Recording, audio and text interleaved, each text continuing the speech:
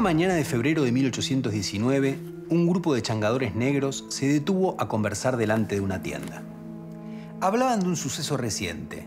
Los milicianos pardos y morenos habían desobedecido la orden de acuartelarse que les dieron el gobierno y el cabildo y tomaron las armas para resistir la medida. De pronto, uno entre el grupo alzó la voz y dijo: «Aquí no tenemos padre ni madre. Vamos a morir en defensa de nuestros derechos. El gobierno es un ingrato, no atiende a nuestros servicios, nos quiere hacer esclavos. Yo fui con 6 cartuchos al cuartel y por el momento encontré quien me diese muchos».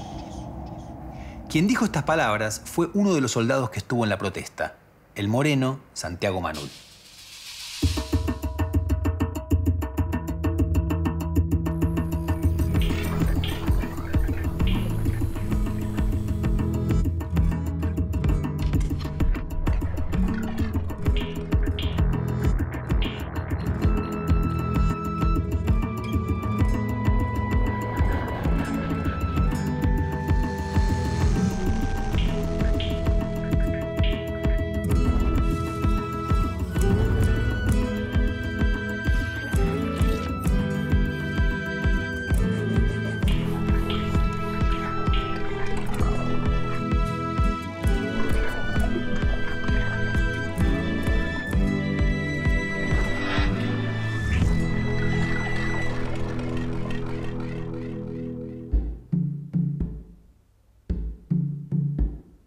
No es común encontrar palabras como las que dijo Manul, porque en esa época la mayoría de las personas no sabía escribir y son muy pocos los documentos que nos permiten saber qué sentía alguien como él.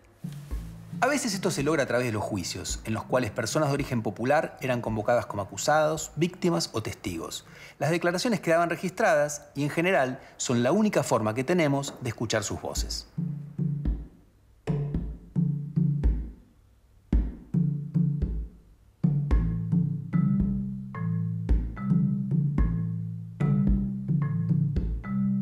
Si separamos las palabras de Manul y analizamos cada frase, podemos acercarnos a sus ideas y a su mundo.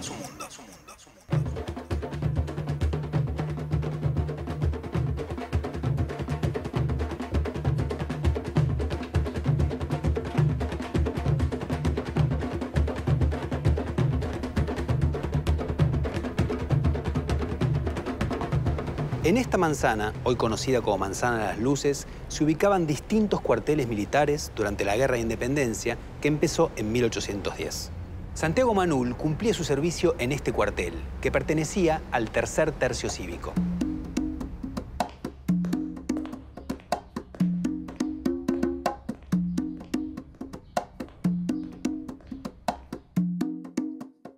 La milicia era una organización fundamental, diferenciada claramente del ejército. Los que eran parte del ejército, por voluntad o porque los obligaban a alistarse, trabajaban de soldados. En cambio, la milicia constituía un deber para toda la población masculina. Los hombres de entre 16 y 45 años eran milicianos, con obligaciones y derechos. Un derecho clave era que los cívicos estaban exentos de ser enviados a integrar las tropas del ejército que marchaban a la guerra, ya que su función era la defensa de la propia ciudad o región.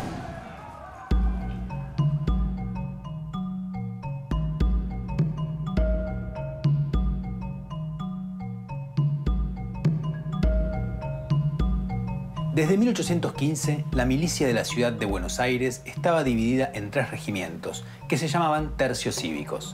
El primer tercio agrupaba a la gente del centro, la más pudiente. El segundo a la de los barrios más alejados, de origen popular. El tercero mantenía la segregación racial colonial, reuniendo a pardos y morenos libres. En esos años revolucionarios, esta milicia fue no solamente un servicio armado, sino también un lugar de acción política.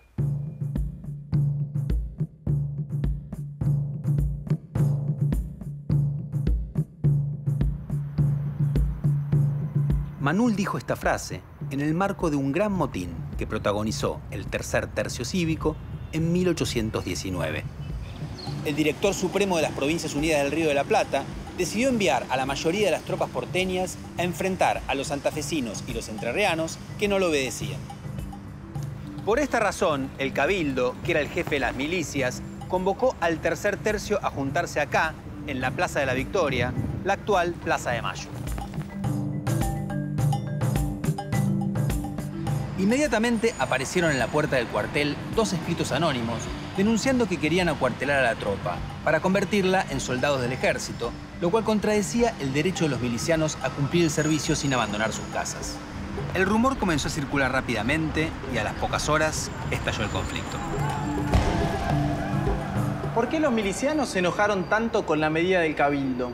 Hay que tener en cuenta el contexto, ¿no? Y entender que venimos de una sociedad colonial donde jurídicamente los derechos son desiguales. Eso quiere decir que, por ejemplo, los esclavos no tienen la libertad. Los miembros de las castas, como los pardos, los morenos o los mestizos, no pueden salir a la calle de noche, no pueden llevar determinada vestimenta o portar joyas. E incluso hay corporaciones que tienen sus propios fueros, su propia justicia, como los militares o los eclesiásticos. Desde las invasiones inglesas y con la Revolución, algunas cosas cambiaron. Porque si bien se mantuvieron los canales habituales para presentar las demandas, aparecieron otras vías. Y los plebeyos se constituyeron en milicianos, empezaron a portar armas y cuando veían derechos vulnerados, como en el caso que estamos viendo, no dudaban en tomar las armas para enfrentarse a las autoridades.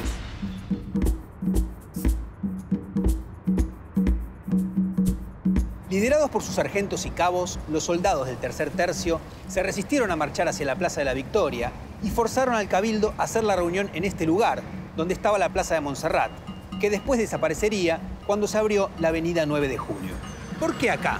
Porque este era el corazón del área de residencia de la población negra libre de Buenos Aires. Entonces, una vez reunidos, el alcalde de primer voto, la máxima autoridad del Cabildo, les comunicó lo que tanto temían. La situación militar era difícil y se tenían que acuartelar. Frente a la orden, los milicianos contestaron a gritos que no querían acuartelarse. El Cabildo tuvo que aceptar la negativa y la tropa abandonó la plaza triunfante, disparando algunos tiros al aire. Los milicianos se dispersaron por los barrios y rápidamente empezó a correr el rumor de que iban a tener un encuentro nocturno en el Hueco de la Concepción, otro lugar central de la colectividad negra.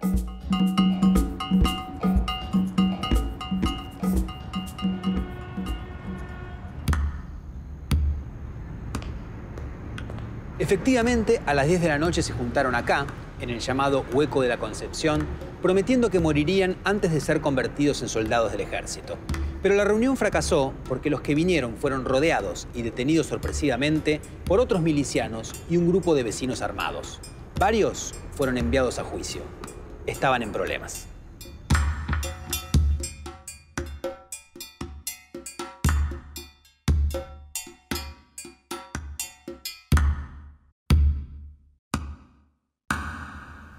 En los días siguientes se levantó este sumario para juzgar a los responsables, pero varios interrogados defendieron su actuación apelando a que se habían violado sus derechos milicianos. Un soldado dijo que nadie lo obligó a nada, sino que gritó y desobedeció por su propio motivo. Para el gobierno era un tumulto, es decir, una agitación ilegal, pero los participantes no estaban de acuerdo. No es tumulto, le dijo otro soldado a su capitán. Queremos pedir lo que es de derecho. Estaban convencidos de la justicia de su causa. Finalmente, el director supremo, José Rondó, decidió indultar a todos para que volvieran a sus casas y a su tercio.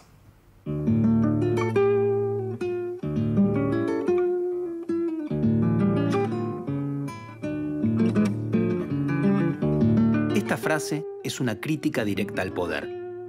Uno de los efectos de la revolución fue que acortó mucho la distancia entre el gobierno y el bajo pueblo de Buenos Aires, el sector inferior de la pirámide social, integrado por quienes no tenían piel blanca, por los pobres y por la mayoría de los que realizaban tareas manuales para vivir. Para todos ellos, la autoridad máxima ya no estaba en España, sino ahí mismo, en la ciudad. El bajo pueblo, al que pertenecían Manul y los otros milicianos del tercer tercio, empezaría a cumplir un papel político habitual en una capital, como participar en eventos que provocaron cambios de gobiernos, cuyas decisiones no afectaban solamente a la ciudad, sino a todas las provincias rioplatenses. Desde la Revolución de Mayo de 1810, la participación popular en la política fue permanente, en movilizaciones callejeras, en fiestas patrióticas y en los motines de las tropas, como el del Tercer Tercio Cívico en 1819.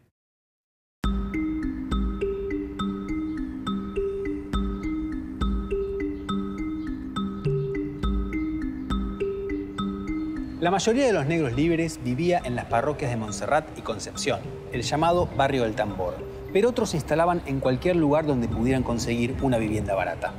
Por ejemplo, en esta casa de San Telmo, que tiene el frente más angosto de Buenos Aires, de 2,20 metros, vivió, según la tradición oral, un esclavo liberto.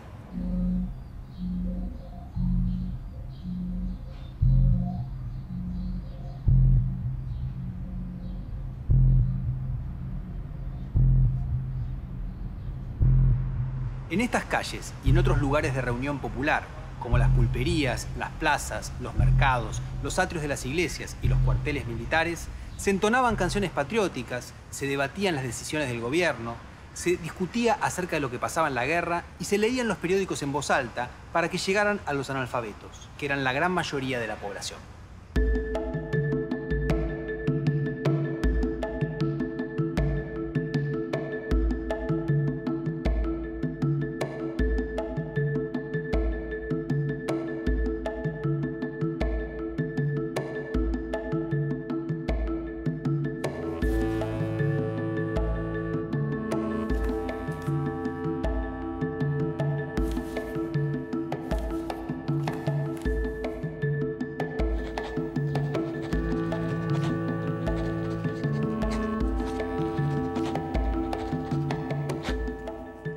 El no reconocimiento de sus servicios era la razón por la cual Manul acusaba al gobierno de ingrato. ¿Pero a qué servicio se refería? Aludía a los que prestaban como milicianos. Muchos miembros de las clases populares apoyaron con entusiasmo la causa revolucionaria y pusieron lo único que tenían, sus cuerpos, a favor de ella. A cambio, esperaban obtener algo. Por un lado, hubo una igualación simbólica. Todos los que peleaban en el bando revolucionario eran presentados como iguales, más allá de su riqueza y de su color de piel, mientras que los opositores, como la mayoría de los españoles, quedaron degradados, aunque tuvieran una posición social superior. Pero también muchos plebeyos soñaron con conseguir, a cambio de sus servicios, un futuro mejor, un cambio total en sus vidas, una reparación de las injusticias. Y eso la revolución no lo hizo. De ahí que para 1819 ya hubiera bastante descontento con las autoridades, porque no se habían cumplido algunas esperanzas populares.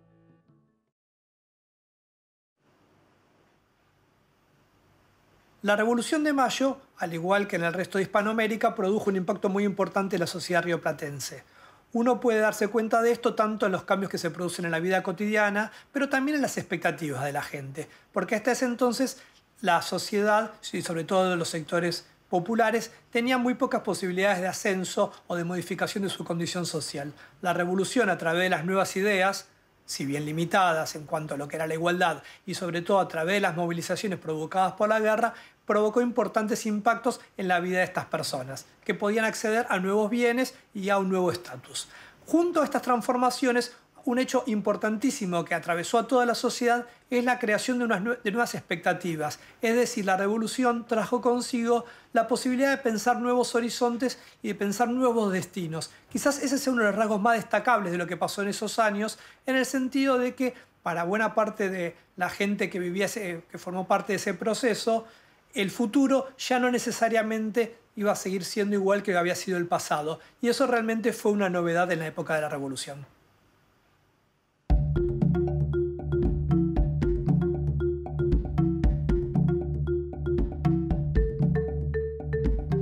Al acusar al gobierno de que nos quiere hacer esclavos, Manul acudía a la que posiblemente fuera la mayor amenaza para un grupo de negros y pardos libres. Todos los integrantes del Tercer Tercio Cívico tenían alguna relación con la esclavitud, porque habían sido ellos mismos esclavos, porque tenían parientes que lo eran, o porque descendían de otros que habían sufrido esa condición. Había esclavos desde la conquista española, pero el apogeo de la esclavitud en la región fue en los últimos años coloniales. Solamente desde 1777 y hasta poco después de la Revolución de Mayo, más de 70.000 esclavos fueron introducidos en el Río de la Plata, desde África y Brasil. Para 1810, alrededor del 30% de la población de la ciudad de Buenos Aires era afrodescendiente, entre esclavos y libres, negros y pardos, es decir, mezcla de negro y blanco.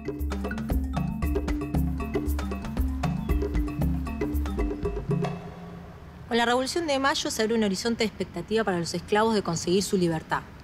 Para la dirigencia revolucionaria, en cambio, se plantea una contradicción entre los principios de libertad que enarbolaban y mantener la esclavitud tal como venía del periodo colonial. A su vez, no podían perder el apoyo de los amos de los esclavos. Por esto, crearon una solución que fue la desaparición gradual de la esclavitud. En 1812, para esto, se abolió el tráfico de esclavos, no se podían comprar más esclavos, y en 1813, el año siguiente, en la asamblea del año 13, se decretó la libertad de vientres, es decir, que todas las personas que nacieran en este territorio, iban a ser consideradas libres. De esta manera, a medida que iban muriendo los esclavos, se iba acabando con la esclavitud. Sin embargo, los que eran esclavos en ese momento van a buscar otras formas de conseguir la libertad. Una de estas formas va a ser la incorporación al Ejército de Independencia. La dirigencia revolucionaria va a comprar esclavos para mandar a los frentes de batalla. A medida que fueron pasando los años y la guerra de independencia se alargaban, ya no alcanzaba con los voluntarios y las levas forzosas, entonces se decidió mandar esclavos a los frentes de batalla. De esta manera, por ejemplo, el ejército que cruzó los Andes con San Martín, la infantería sobre todo, estaba compuesta en su mayor parte de antiguos esclavos. Una vez que los esclavos eran incorporados al Ejército de Independencia, pasaban a ser libertos, es decir, que cuando terminasen su función en el Ejército de Independencia, iban a ser considerados hombres libres. En Buenos Aires, los hombres libres que habían terminado su función en el Ejército de Independencia se incorporaron a las filas del tercer tercio cívico, como el caso de Santiago Manul. El problema no era solamente la esclavitud. En el motín de los pardos y morenos de 1819, también se hizo presente la fuerte tensión racial que existía en Buenos Aires. De hecho, en el episodio de protesta en la plaza, hubo gritos contra los blancos. Y es muy probable que fuera por eso que diversos vecinos blancos se sumaran a la operación nocturna que desarmó el encuentro en el Hueco de la Concepción.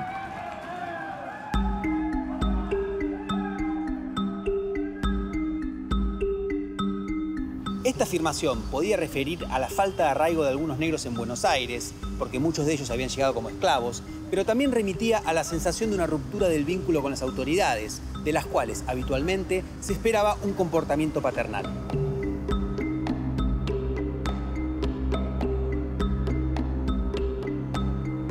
En la sociedad colonial, el rey era considerado una figura paterna y el gobierno revolucionario heredó esos atributos. En este caso, la irritación era tanto con el gobierno como con el cabildo, que en general gozaba de gran legitimidad entre la población porteña. Muchos llamaban al cabildo nuestro padre. El episodio protagonizado por Santiago Manul, para mí es uno de esos momentos casi únicos, iluminadores en la experiencia de un historiador. Muy pocas veces podemos leer en los documentos lo que los líderes de los sectores populares, pero los líderes que surgían de las clases populares y que formaban parte de ellas, pensaban, decían, lo que les eran capaces de decirle a sus compañeros para que los siguieran en una acción colectiva. Generalmente no lo sabemos, generalmente sabemos lo que otros dijeron que ellos hicieron, lo que otros describieron que ellos pensaban. Acá, Santiago Manul, sabemos qué sentía, qué pensaba y qué planeaba. Y hay algo central en lo que le dice a sus compañeros en ese momento, que es algo que marca un momento de inflexión, en mi opinión, que estaban viviendo esas clases populares tan movilizadas desde la revolución a la lucha política y militar.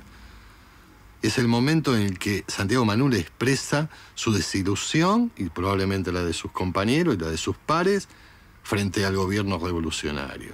La desilusión de lo que ellos esperaban del gobierno revolucionario y que no obtienen del gobierno revolucionario. Y cuando les dice ya no tenemos ni madre ni padre, es un momento único de la historia popular. El momento en el que se quiebra la dominación y aparece un discurso político de completa autonomía. En ese sentido es una perla, perdida en la documentación de los archivos, que por suerte ahora podemos saber qué sucedió y seguramente nos lleva a pensar que existen muchas otras más perdidas que hay que seguir buscando, para que podamos tener una verdadera historia de las clases populares y no una sola contada desde la óptica de los que dominan.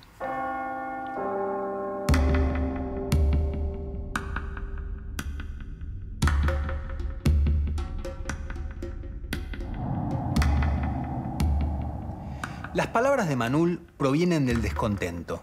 No se había respetado un derecho popular y eso llevaba a la indignación, y en este caso, a la acción. Pero además, el motín de los pardos y morenos expresó las tensiones raciales que existían en Buenos Aires y demostró que la presencia popular se había vuelto fundamental en la política. Esto seguiría siendo así desde entonces. Ese fue el legado de gente como Santiago Manul.